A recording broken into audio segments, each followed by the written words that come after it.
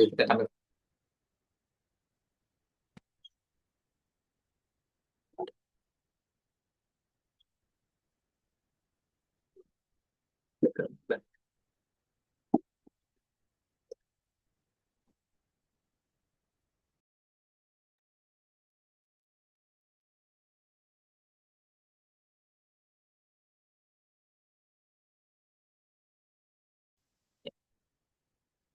Bismillahirrahmanirrahim. Salatu wassalamu ala Rasulullah wa ala alihi wa sahbihi wa ma ba'd.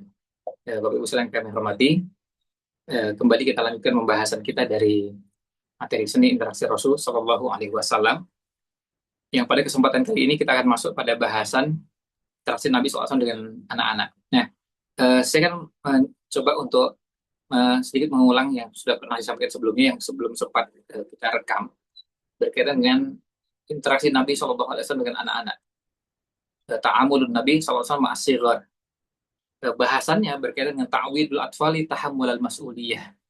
Membiasakan anak-anak untuk memikul tanggung jawab. Nah, kita lihat di sini bentuknya seperti apa. Wa kana yu'awwiduhum tahammulal mas'uliyati mundu sigharihim. Nabi SAW sudah membiasakan sejak dulu, sudah membiasakan anak-anak itu memikul tanggung jawab. Bi annahum abna'ul yaum wa rijalul ghad. Karena mereka itu betul sekarang ini anak-anak, tapi esok adalah mereka orang-orang yang mengambil peran, adalah orang-orang dewasa, orang-orang yang akan betul-betul berkontribusi dan mengambil peran-peran penting dan strategis.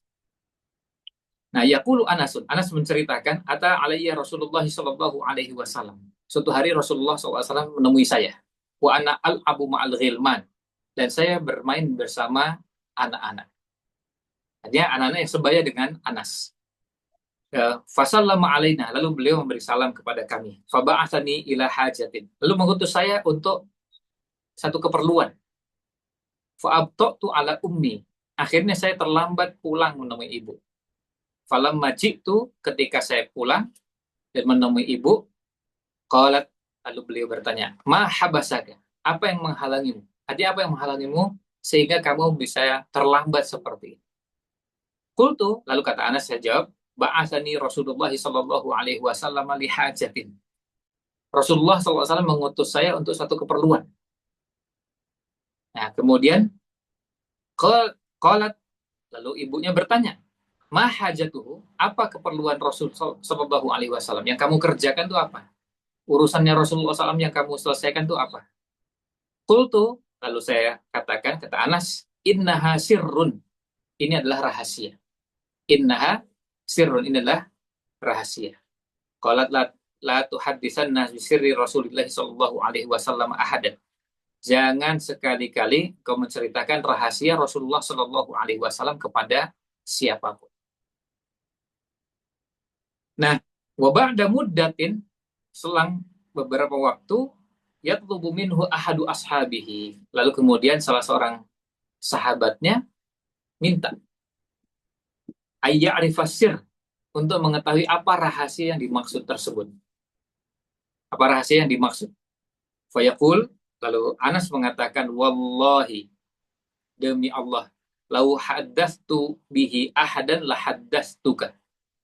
Seandainya ada satu orang yang boleh saya ceritakan rahasia tersebut, maka orang tersebut adalah engkau, Anda. Tapi karena memang nggak boleh, maka tidak akan diceritakan. Wa fi riwayatin, dalam riwayat yang lain redaksinya, qala Anasun, lalu Anas mengatakan, asarra ilayyan nabiyyu sallallahu alaihi wasallam sirran, Rasulullah sallallahu alaihi wasallam merahasiakan kepada saya satu rahasia, fama akhbartu bihi ahadan ba'dahu. Saya tidak pernah menceritakan rahasia tersebut kepada seorang pun setelah wafatnya Rasulullah sallallahu alaihi wasallam. Kita semua ketahui usia Anas bin Malik panjang. Beliau termasuk sahabat yang berumur panjang. Artinya wafat setelah Rasul SAW puluhan tahun. Masih hidup. Bisa bertemu dengan sahabat-sahabat termasuk sighar sahabat-sahabat yang masih kecil dan ketemu tabi'in. Dan itu tidak diceritakan oleh Anas kepada siapapun. Walaqad sa'alatni Ummu Sulaimin fama akhbartuha bihi. Ummu Sulaim pernah bertanya kepada saya tentang rahasia tersebut, maka saya tidak ceritakan hal tersebut kepada beliau. Nah, Ibnu Hajar mengatakan, qala ba'dul ulama, sebagian ulama mengatakan ka'anna hadha sirra yahtassu bi nisa'in nabiyyi sallallahu alaihi wasallam. Bisa jadi rahasia yang dimaksud adalah rahasia yang berhubungan dengan istri-istri Rasulullah sallallahu alaihi wasallam. Wa illa, jika tidak, falau kana minal ilmi ma wasi'a anasan kitman. Seandainya itu berhubungan dengan ilmu, maka tentu Anas bin Malik tidak akan menyembunyikan rahasia tersebut dari orang-orang. Karena kalau itu ilmu, justru ilmu itu untuk disebarkan, bukan disembunyikan. Ilmu itu untuk disebarkan dan bukan disembunyikan. Nah, kita lihat pada slide berikutnya. Apa fawaid atau kandungan hadis ini? Nah, di hadis ini ada beberapa kandungan. Yang pertama, husnul khuluqin Nabi Shallallahu Alaihi Wasallam, betapa baiknya akhlak Nabi Shallallahu Alaihi Wasallam, wa tawadu'uhu al-jam, dan tawaduknya yang luar biasa. Wa annahu ala syarafihi wa makanatihi yatawadau hatta yusallimu ala sibyan wa hum yal'abuna fis-suq. Saking tawaduknya sampai, ya meski bayangkan beliau ini punya kedudukan yang sangat tinggi, sangat mulia, sangat terhormat. Tapi beliau meskipun sangat terhormat, beliau sangat tawaduk, beliau tetap memberi salam kepada anak-anak yang sedang main di pasar. Bayangkan, ini anak-anak. Kan kalau sebagian orang merasa anak-anak itu nggak usah terlalu diperhatikan lah, sama juga anak kecil. Tapi tidak demikian. Rasul SAW menyapa mereka dan memberi salam kepada mereka. Yang kedua, annahu yusannu lil insani ayyusallima ala man marra bihi. Ini sunnahnya orang itu memberi salam kepada orang yang dilewati. Kalau orang berjalan, ada yang duduk, maka yang berjalan ini memberi salam kepada yang duduk. Walau kana minas sibyan, meskipun yang duduk itu, yang diam itu, atau yang dilewati itu adalah anak-anak. Jadi kalau kita seumuran, kita yang berjalan memberi salam kepada yang duduk. Kita yang berjalan memberi salam kepada yang nongkrong-nongkrong. Kita memberi salam kepada orang-orang yang berada di sebuah tempat, misalnya di depan rumahnya. Sedang nyapu, sedang berdiri di depan rumah, kita sapa dan kita salam. Nah, salam meskipun anak-anak. Pelajaran yang ketiga, jawazu irsali sobiyyi bil hajati lakin bisyarti ayyakuna ma'munan. Boleh memberi boleh mengutus anak kecil untuk sebuah keperluan jika memang dirasa aman. Jika memang dirasa aman. Jadi boleh mengutus kalau memang bisa dipercaya. Karena anak beda-beda. Sama-sama usianya sama-sama 7 tahun. Tapi yang satu bisa diberi amanah, bisa dipercaya, yang satu lagi belum bisa. Ini kondisi yang berbeda-beda. Maka kita memperlakukan sesuai dengan kondisinya masing-masing. Yang berikutnya, annahu la yajuzu lil insani ayyub yasirra syakhsin hatta walau li ummihi wa abihi. Tidak boleh bagi seseorang menyebarkan rahasia kepada siapapun, menyebarkan rahasia seseorang kepada siapapun, kepada bapaknya, kepada ibunya, yang itu merupakan rahasia seseorang. Jadi kalau ada orang menyampaikan ini rahasia ya sudah dijaga rahasia tersebut. Ini hukum asal. Tidak boleh disebarkan bahkan kepada bapak dan ibu. Meskipun kepada bapak dan ibu tidak boleh menyampaikan rahasia tersebut. Kemudian pelajaran yang terakhir dari hadis ini, husnu tarbiyati Ummi Sulaimin libniha. Ini menunjukkan bahwa Ummu Sulaim mendidik dengan baik putranya. Haitsu qalat, di mana beliau mengatakan, la tukhbiranna ahadan bisirri Rasulillah sallallahu alaihi wasallam. Jangan sekali-kali kau menceritakan rahasia Rasulullah sallallahu alaihi wasallam kepada seorang pun. Wa inna ma qalat lahu dzalika ma'annahu lam yukhbirha. Dan Ummu Sulaim mengatakan hal tersebut meskipun Anas tidak cerita kepada Ummu Sulaim. Artinya beliau kan orang yang sangat dekat dengan Anas, harusnya dapatlah informasi bocoran, tapi tidak sama sekali. Walam yukhbir ghairaha, dan beliau tidak menceritakan itu juga kepada orang lain. Ta'yidan lahu wa tasbitan, untuk menguatkan dan meneguhkan Anas. Karena Ini coba lihat, ini anak-anak, sehingga perlu diberikan penguatan supaya lebih mantap, lebih yakin, supaya tidak melakukan hal tersebut. Ini yang dilakukan oleh Anas dan Ummu Sulaim. Nah, sekarang kita lihat yang berikutnya. Interaksi Nabi Shallallahu Alaihi Wasallam berikutnya adalah takdiru syakhsiyatit tifli, memuliakan, menghormati kepribadian anak, seorang anak. Pribadian seorang anak. Wahadihi min ahamil umuri lati yahtaju ilahi tiflu daiman. Ini salah satu yang diperlukan dan sering diperlukan, ya, bahkan selalu diperlukan oleh anak-anak. Wa yaghfalu anhal aba'u ghaliban. Tetapi di waktu yang sama, banyak orang tua yang kadang-kadang mengabaikan. Banyak orang tua yang abai terhadap hal ini. Anak perlu penghargaan. Betul dia masih kecil, ya, tapi harus dihargai. Faqad kana Nabi sallallahu alaihi wasallam yus'irun nasi'ata bimakanatihim wa taqdiri dzatihim. Nabi Muhammad sallallahu alaihi wasallam, beliau menunjukkan kepada anak-anak bagaimana kedudukan mereka dan menghargai mereka. Ya, menghargai mereka.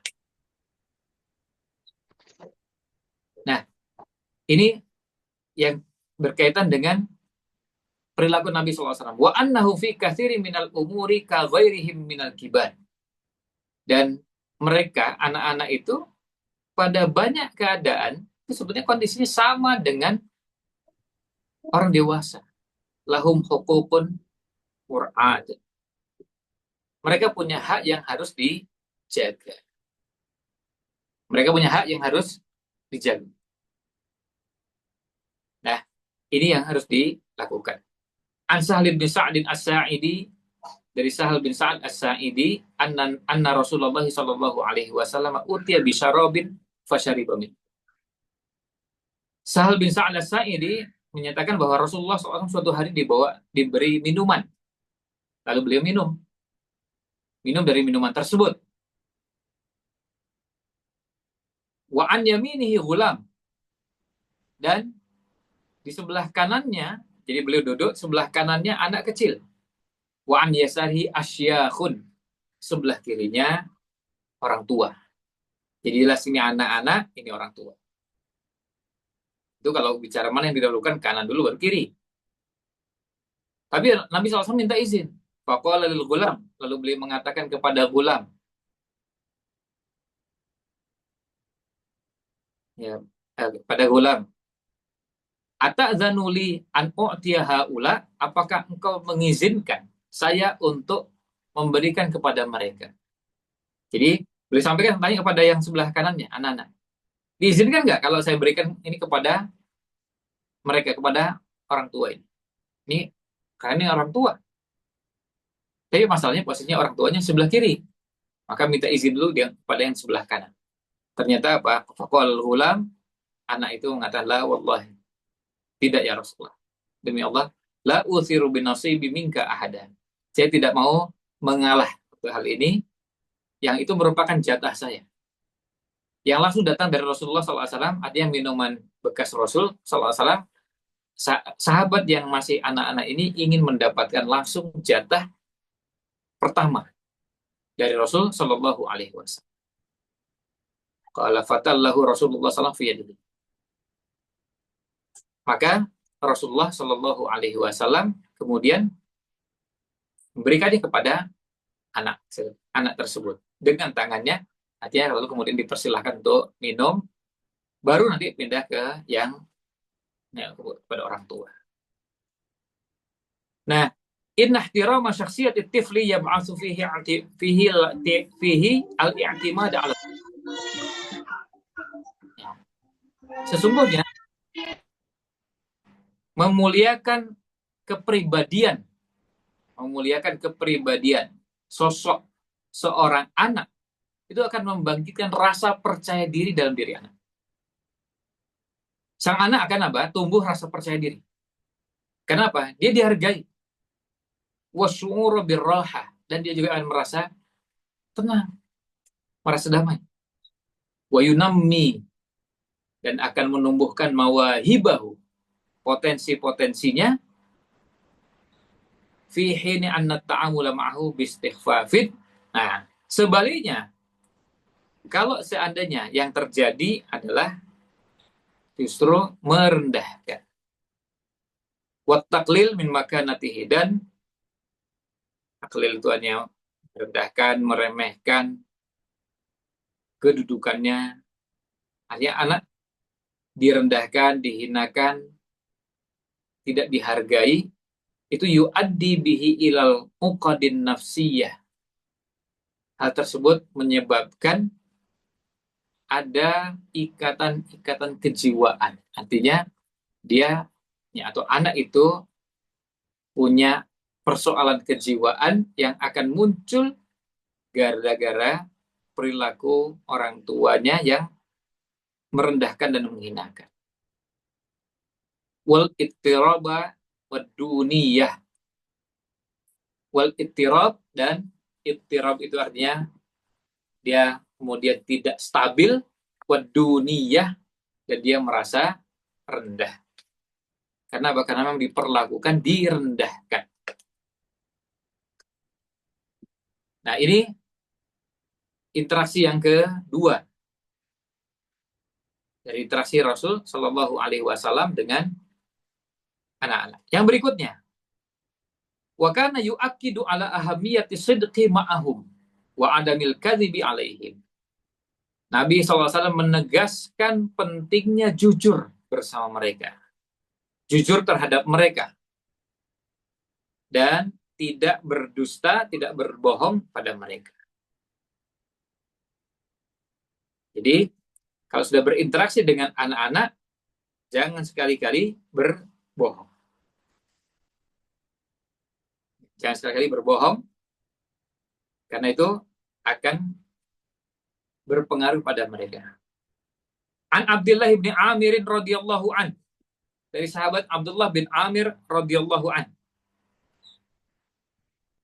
annahu qala, sesungguhnya beliau mengatakan, da'atni ummi yauman, suatu hari ibu saya mengundang saya.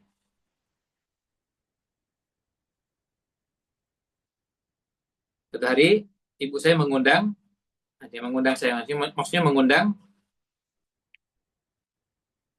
sahabat Abdullah bin Amir. Wa Rasulullah SAW qa'idun fi baitina, dan Rasulullah SAW duduk di rumah kita, di rumah kami. Kemudian faqalat, ta'al u'tika. Lalu dipanggil. Ya, dipanggil, u'tika, saya berikan. Nah, kemudian ketika dipanggil, faqala laha Rasulullah SAW, ma wa ma aradti an tu'tihi. Jadi gini, ibunya ini, jadi Abdullah bin Amir di rumahnya bersama ibu dan ada Rasulullah SAW. Lalu ibunya manggil. Begitu manggil tuh, hal ta'al u'tika, ibunya mengatakan, nih, sini, tak kasih. Lalu Rasulullah SAW bertanya, wa ma aradti an tu'tihi? Apakah atau apa yang akan kamu berikan kepadanya, kepada anak ini? Qalat u'tihi tamran. Saya akan berikan kepadanya tamar. Ya, saya akan berikan kepadanya kurma. Faqala Rasulullah sallallahu alaihi wasallam. Lalu Rasulullah sallallahu alaihi wasallam bersabda. Beliau bersabda, "Ama innaki law lam tu'tihi syai'an kutibat alaiki kadzibatun." Kalau seandainya kamu tidak memberikan kepadanya, maka dicatat bagimu dusta. Maka tercatat bagimu dusta. Nah, ini untuk menunjukkan bahwa kalau memang memberi, harus beri. Jangan bilang, ini tak kasih, tapi ternyata nggak dikasih. Artinya, mau katanya mau ngasih tapi malah nggak dikasih. Nah, kemudian fil hadisi annama yatafawwahu bihi nasul fil atfali indal bukai masalan bi kalimatin hazalan au kadiban bi ita'i syai'in au bi takhwifin min syai'in haramun dakhilun fil kadhib. Maka dari hadis ini pelajaran penting, ini masuk dalam ilmu yang berhubungan dengan parenting, yaitu apa yang diucapkan oleh sebagian orang kepada anaknya ketika nangis, lalu dia mengatakan dengan perkataan, ucapan, kalimat yang cuma guyon atau bohong, mau memberikan sesuatu, misalnya, ya udah jangan nangis, nanti tak kasih ini. Maksudnya mau memberi sesuatu misalnya. Kalau itu ternyata bohong, maka itu haram. Dan itu masuk dalam kategori apa? Dusta. Itu masuk kategori dusta. Nah, atau sebaliknya bitakhwifin min syai'in, atau ditakut-takutin. Supaya nggak nangis, ditakut-takuti, lalu dibilang katanya, hati-hati loh. Nanti ada sebut nama hewan yang kira-kira ditakuti oleh anak. Lalu sebutkan misalnya nanti ada tikus di menerkam. Kalimat itu kata beliau haramun, itu haram dakhilun fil kadzib. Ini masuk kategori dusta. Masuk kategori dusta. Maka ini tidak dibolehkan. Tidak boleh orang untuk meredam supaya nggak nangis. Gimana caranya? Tadi dibohongi dengan diberikan janji akan mendapatkan sesuatu, atau ditakut-takuti dengan sesuatu supaya berhenti nangisnya. Nah, kemudian kata beliau, kata Syekh Muhammad Shalih Munajjid, fal kadzibu 'ala tifli yufqiduhu thiqatahu bi abawayhi. Bohong yang dilakukan oleh orang tua kepada anaknya itu akan menghilangkan kepercayaan anak terhadap orang tua. Fayansarifu 'anil istima'i ilaihima. Maka kemudian anak akan tidak lagi mau mendengarkan, berpaling dari orang tua. Nggak mau lagi dengarkan orang tuanya karena apa? Karena nggak bisa dipercaya. Kemarin bohong ternyata. 3 hari yang lalu bohong juga. Nah, ketika bohong, akhirnya anak mulai nggak percaya. Paling tidak mulai bingung. Ini kali ini ngomongnya yang benar apa yang bohong? So, kemarin bohong. 3 hari yang lalu bohong. Meskipun 2 hari yang lalu benar. Nah, ini yang diingatkan oleh Syekh Muhammad Shalih Al-Munajjid. Maka wa ya'madu ila taqlidihima fil kadhib. Nah, ini dampak jangka panjangnya, anak nanti akhirnya meniru dan secara sengaja meniru kedua orang tuanya dalam berbohong. Meniru orang tuanya berbohong ketika dia juga waktu kecil dibohongi oleh orang tuanya. Akhirnya dia jadi tahu, oh begitu caranya berbohong. Dan di kemudian hari dia belajar untuk mempraktekannya. Karena apa? Sudah punya pengalaman dibohongi oleh orang tuanya. Maka fayajibu mura'atu sidqi ma'ahu inda tasliyatihi. Maka wajib memperhatikan kejujuran ketika menghibur. Au idhakihi, atau membuat anak itu ketawa. Au sardi qasasin au wahikayatin alaihi. Atau menceritakan kisah. Kisah juga jangan yang bohong. Kisah juga kisah yang benar. Jangan kisah yang bohong. Jadi mau cerita kisah mau kisah para nabi, rasul, kisah orang terdahulu, kisah orang-orang yang ada di negeri kita, kisah pengalaman pribadi atau apa saja, jangan bohong. Kita bisa cerita apa sih? Saya mau cerita tentang pengalaman pribadi kepada anak, silahkan, tapi jangan bohong. Meskipun yang diceritakan dirinya. Wal kadhibu min absya'i tibai, dan dusta itu adalah termasuk tabiat yang paling buruk. Walakinnahu min ashaliha iktisaban wa as'abiha ilajan. Nah, ini poin terakhirnya, itu sangat mudah diakses, sangat mudah didapatkan, dan sangat sulit untuk dihilangkan. Sangat sulit untuk diobati. Kalau orang, maaf ya, kalau orang sudah punya penyakit bohong, sudah terkenal pembohong, susah sekali ngobatinya. Kalau kita sakit perut, ngobatnya gampang. Tapi ngobati pembohong itu susahnya luar biasa. Demikian yang bisa saya sampaikan untuk kesempatan kali ini karena sudah masuk waktu Isya. Kami cukupkan. Wallahu a'lam. Sallallahu ala Nabi Muhammad wa ala alihi wa sahbihi ajmain. Wassalamualaikum warahmatullahi wabarakatuh.